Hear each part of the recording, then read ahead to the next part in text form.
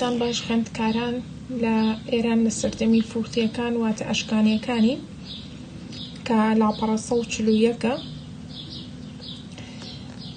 لە دەوروبەری ساڵی 250 بۆ 347 پێش زایندا لە نێوان ئەو هۆزانەی کە لە وڵاتی بارسووا و خۆراسانی ئێستانیش تەجێبوون دوو برای سەرکردە دەرکەوتن بە ناوی تیریدایتس و ئەرشاک کە توانیان لە شەڕێکی خوێناویدا کە ئەرشاکی تێدا کوژرا سەرکەوتن بەدەستبێنن دژی سلۆقیەکان لە هەرێمی پارتووە.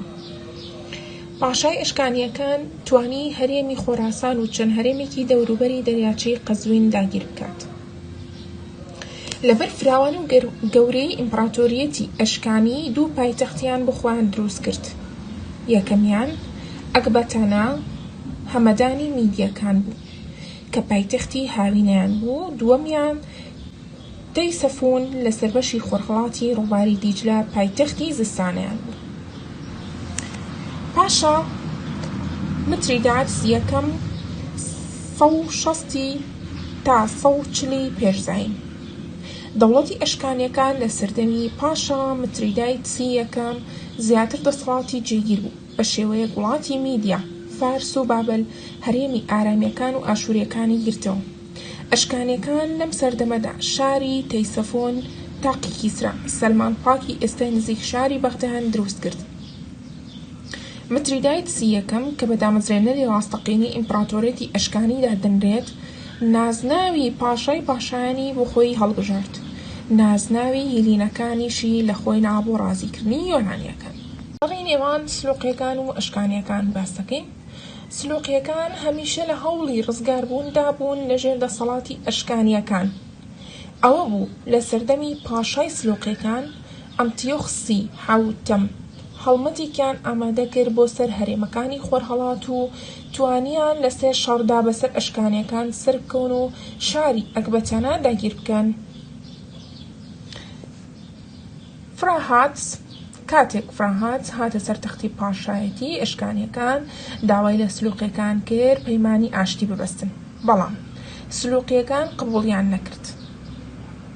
لەبەر ئەوەی فراهاتس هاتنی دانیشتوانی شارەکان و هەرێمەکانیدا دژی سلۆقیەکان شۆڕش بکەن. خۆشی بەسوپایەکی بەهێز و هێرشی کردە سەر ناوەندی دەسەڵاتی ئەنتیۆخس و توانی لەو شەڕەدا بیکوژێت و ژمارەیەکی زۆری سەربازەکانی بەدیل بگرێت. بەمەش ساڵی 129 پێش زاین سلۆقیەکان کەوتنە مەترسی لە ناوچوون و رەخۆنخەڵاتەوە مەترسی ئەشکانیەکان و لە خۆرئاوە ڕۆمانیەکان. متریدایتسی دووەم 123 بۆ 88 پێش زاین دەوڵەتی ئەشکانی لە بەشەکانی خۆرهەڵاتدا ڕووبەڕووی هێرشی هۆزەکانی ساکا بوونەوە. ئەم هۆزانە هۆزێکی کۆچەر بوون کە ڕژانە وڵاتی ئێران و لە زنجیرە شەڕێکدا ئەشکانیەکانیان شکاند و شا فراهاتسیان کوشت. ساڵی 123 پێش زاین پاشایەکی بەهێز سەری هەڵدا بە ناوی متریداتس دووەم کە سەلماندی فەرماندەیەکی بەهێز و مەزنە، توانی هەموو مەترسیەکانی ساکانە هێڵێت و هەموو ویلایەتەکان بگێڕێتەوە ژێر دەسەڵاتی خۆی پاش ئەوەی خۆی تەرخان کرد بۆ کاری ئاشتی و پەیوەندی بازرگانی لەگەڵ چینیەکان. شەڕەکانی نێوان ئەشکانیەکان و ڕۆمانیەکانمان هەیە. یەکەم کۆنترین پەیوەندی نێوان ئەشکانیەکان و ڕۆمانیەکان دەگەڕێتەوە بۆ سەردەمی متریدایتسی دووەم کە ساڵی 92 پێش زاین داوای پەیمان بەستنی ئاشتی لەگەڵداکردن، بەڵام ڕۆمانیەکان ڕازی نەبوون بە سەرکردایەتی سلا هێرشیان کردە سەر مەملەکەتی ئەرمەن. متریداتس وەفدێکی نارد بۆ گفتوگۆی ئاشتی، بەڵام سلا بەوە ڕازی نەبوو، لەبەر ئەوە جەنگ لە نێوانیاندا بەرپا بوو. لە زنجیرەیەک شەڕ و پێکداداندا ڕۆمانەکان شکان و ناچار داوای پەیمانی ئاشتیان کرد لە سەردەمی فراهاتسی سێیەم ساڵی 76 بۆ 70 پێش زاین. دووەم پاش کوشتنی فراهاتسی سێم ئاژاو ماڵی کێشا بەسەر دەوڵەتی ئەشکانیەکاندا لە نێوان بنەماڵی فەرمانڕەوادا. ڕۆمانیەکان بە سەرکردایەتی کراسوس ئەم هەلایان قۆستەوە و جەنگیان دژی ئەشکانیەکان بەرپا کرد. ئەوە بوو ساڵی 57 پێش زاین شەڕی خوێناوی هەران لە باکووری ڕۆژئاوای کوردستان ڕوویدا و ڕۆمانیەکان شکان و کراسویسیش کوژرا. ڕۆمانیەکان بە سەرکردایەتی کاسیوس توانیان تەیسەفۆنی پایتەختی ئەشکانیەکان داگیر بکەن. هەروەها هێرشیان بردە سەر شاری حەڤەڕیان داگیر کرد. دژوارترین سەردەمی نەهامەتی ئەشکانیەکان لە سەردەمی ئیمپراتۆریەتی ڕۆمانی کراکلادا بوو. ئەم سەرکردەیە بە فێڵ خۆی پیشاندا دەیەوێت پەیمانی ئاشتی لەگەڵیاندا مۆر بکات. بۆیە دانیشتوانی تایسەفۆن دەرگاکانی شاریان خستە سەر پشت و دڵنیا بوون.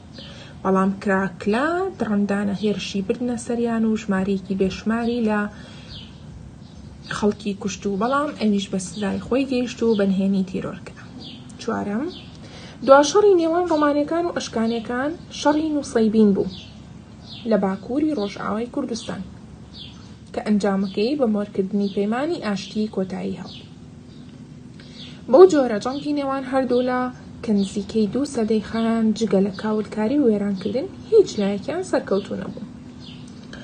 کۆتایی دەسەڵاتی ئەشکانیەکان جەنگی دوور و درێژی 2 سەدەی نێوان ڕۆمانیەکان و ئەشکانیەکان هۆی سەرەکی لاوازی دەوڵەتی ئەشکانیەکان، بەڵام هەڵگەڕانەوە و شۆڕشی ویلایەت و میرنشینەکانیش زۆر کاریگەر بوون. بە تایبەتی شۆڕشی هەرێمی فارس بە سەرکردایەتی ئەردەشێری کوڕی بابک کوڕی ساسان کە توانی سەرکەوتن بەدەست بهێنێت و دەوڵەتی ساسانی دابمەزرێنێت.